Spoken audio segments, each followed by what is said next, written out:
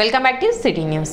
ఈ నెల 30వ తేదీన టీడీపీ అధినేత నారా చంద్రబాబు నాయుడు తెనాలిలో పర్యటించనున్నట్లు కూటమి అభ్యర్థి నాదెండ్ల మనోహర్ తెలిపారు. శుక్రవారం బోస్ రోడ్లోని జనసేన పార్టీ కార్యాలయంలో ఏర్పాటు చేసిన విలేకరుల సమావేశంలో నాదెండ్ల మనోహర్ మాట్లాడారు. నామినేషన్ కార్యక్రమాన్ని విజయవంతం చేసిన 3 పార్టీల నాయకులకు కృతజ్ఞతలు తెలిపారు. ఇదే తరహాలో భవిష్యత్తులో రాష్ట్ర అభివృద్ధికి కృషి చేస్తామని చెప్పారు. ఈ నెల 30వ తేదీ టీడీపీ అధినేత చంద్రబాబు నాయుడు తెనాలి పర్యటన ఉన్నట్లు చెప్పారు. సాయంత్రం 5 గంటలకు మార్కెట్ సెంటర్ నందు భారీ బహిరంగ సభ ఉంటుందని, చెంచుపేట నుండి భారీ ర్యాలీగా సభా ప్రాంతానికి చేరుకుంటారని, టీడీపీ, బీజేపీ, జనసేన నాయకులు, కార్యకర్తలు భారీ సంఖ్యలో తరలివచ్చి విజయవంతం చేయాలని నాదెండ్ల మనోహర్ పిలుపునిచ్చారు. తెనాలి నియోజకవర్గానికి సంబంధించి ఉమ్మడి మేనిఫెస్టో సిద్ధం చేస్తున్నట్లు వెల్లడించారు. సమావేశంలో టీడీపీ, బీజేపీ, జనసేన నాయకులు పాల్గొన్నారు. Telugu Desam party, Janasena party, Bharatiya Janata party ఉమ్మడి అభ్యర్థిగా నామినేషన్ వేసినప్పుడు ఆ పార్టీ నాయకులు, కార్యకర్తలు, అభిమానులు అందరూ కూడా ఆదరించి ఆశీర్వదించడం అనేది మనస్ఫూర్తిగా ప్రతి ఒక్కరికి ప్రత్యేకంగా ధన్యవాదాలు తెలుపుకుంటున్నాం. ఇదే పందాతోటి కలిసికట్టుగా మేము చేసే ప్రతి కార్యక్రమం కూడా రాష్ట్రాన్ని దృష్టిలో పెట్టుకొని మన బిడ్డలకి భవిష్యత్తు ఉండే విధంగా, మన ప్రాంతం అభివృద్ధి చెందే విధంగా, ఎక్కడ కూడా మనస్పర్ధాలు లేకుండా కేంద్ర ప్రభుత్వంతో నిధులు తీసుకొచ్చి మన రాష్ట్రాన్ని మరింత వేగవంతంగా అభివృద్ధి చేసే ఆలోచనతో పార్టీ అధినేతలు పవన్ కళ్యాణ్ గారు, చంద్రబాబు నాయుడు గారు, నరేంద్ర మోడీ గారిని కలిసి ఈ ప్రయాణం ఇంకా ఉపయోగపడే విధంగా జరగాలనే తపనతోటి మేము చేస్తున్న ప్రయత్నం. అందులో భాగంగా తెనాలి నియోజకవర్గంలో శ్రీ నారా చంద్రబాబు నాయుడు గారు, మాజీ ముఖ్యమంత్రి వర్యులు, తెలుగుదేశం పార్టీ అధినేత, ప్రతిపక్ష నాయకులు ఈ నెల 30 తారీఖున 5ంటికి తెనాలి నియోజకవర్గంలో ఆయన పర్యటన ఖరారైంది. పురవేదిక దగ్గర మన తెనాలి మార్కెట్ కాంప్లెక్స్ సమీపంలోనే ఆ సభ నిర్వహించాలని నిర్ణయించుకున్నాం. ఇంకా కొన్ని ఏర్పాట్లు చేయాల్సినవి, వాటి గురించి తెలుగుదేశం పార్టీలో ఉన్న రాష్ట్ర టీం కూడా పర్యటించి ఖరారు చేయాల్సిన అంశాలు ఉన్నాయి. కానీ ఆ రోజు 5ంటికి హెలికాప్టర్ ద్వారా శ్రీ చంద్రబాబు నాయుడు గారు తెనాలి నియోజకవర్గంలో పర్యటనకి, అక్కడి నుంచి చెంచుపేట దగ్గర నుంచి మన మార్కెట్ సెంటర్కి రావడం, మార్కెట్ సెంటర్ దగ్గర భారీ బహిరంగ సభ ఏర్పాటు చేయాలని ఈరోజు ఉదయమే ఆలపాటి రాజా గారు, నేను కూర్చుని మాట్లాడుకొని నిర్ణయించుకున్నాం. ప్రతి ఒక్కరు కూడా ఈ కార్యక్రమాన్ని విజయవంతం చేయాలి.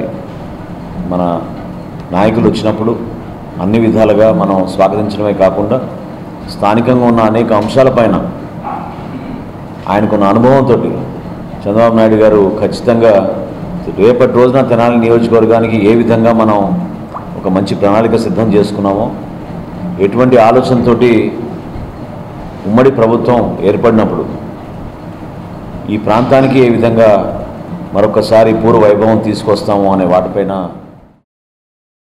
పట్టణ ప్రకాశం రోడ్లో నూతనంగా నెలకొల్పిన ప్రవ్యాస్ డెంటల్ మల్టీ స్పెషాలిటీ హాస్పిటల్ ప్రారంభోత్సవం శుక్రవారం జరిగింది. ప్రముఖ పిల్లల వైద్య నిపుణులు డాక్టర్ కోటి నాగయ్య ముఖ్య అతిథిగా పాల్గొని ప్రారంభించారు. తెనాలి ప్రాంత ప్రజలకు మెరుగైన వైద్య సేవలు అందించే లక్ష్యంతో తెనాలిలో డెంటల్ హాస్పిటల్ ఏర్పాటు చేసిన doctor A Chandu Siva, doctor A నళినీలను ఆయన అభినందించారు.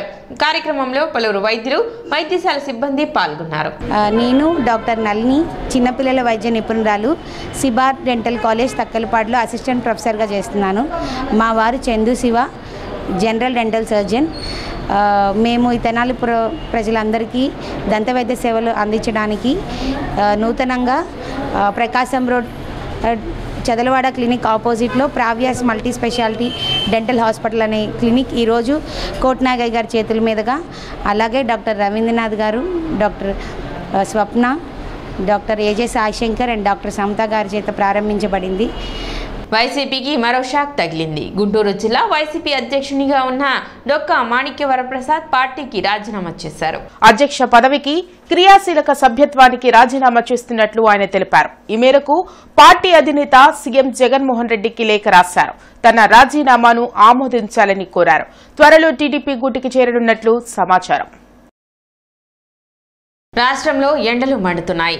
ఎండలకు తోడు పలు ప్రాంతాల్లో వడగాల్పులు వీస్తున్నాయి. బయటకు వచ్చేందుకు ప్రజలు భయపడుతున్నారు. ప్రజలు అప్రమత్తంగా ఉండాలని, వృద్ధులు, పిల్లలు అత్యవసరమైతే తప్ప ఇంటి నుండి బయటికి రావద్దని అధికారులు సూచిస్తున్నారు.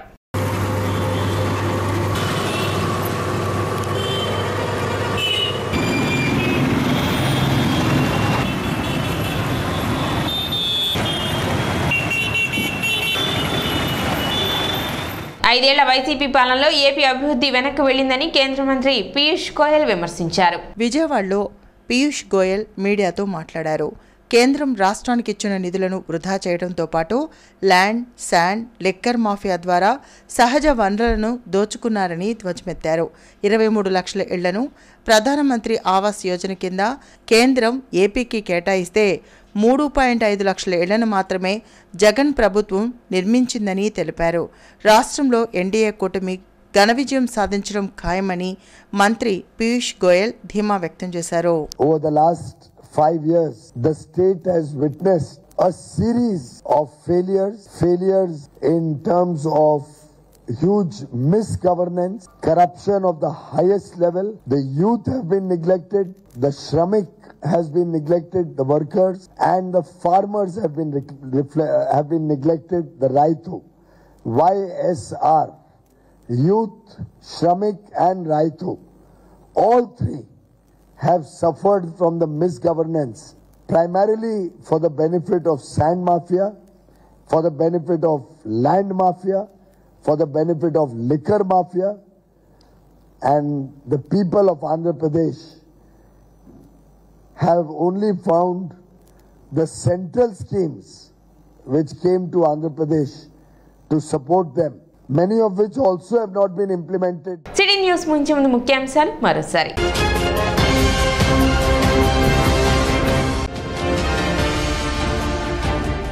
శుక్రవారంతో ముగిసిన నామినేషన్ల పరిశీలన ప్రక్రియ.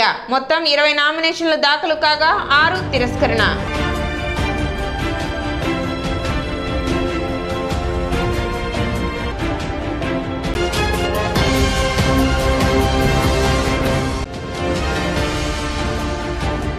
ఈ నెల 30వ తేదీ తెనాలి రానున్న టీడీపీ అధినేత నారా చంద్రబాబు నాయుడు.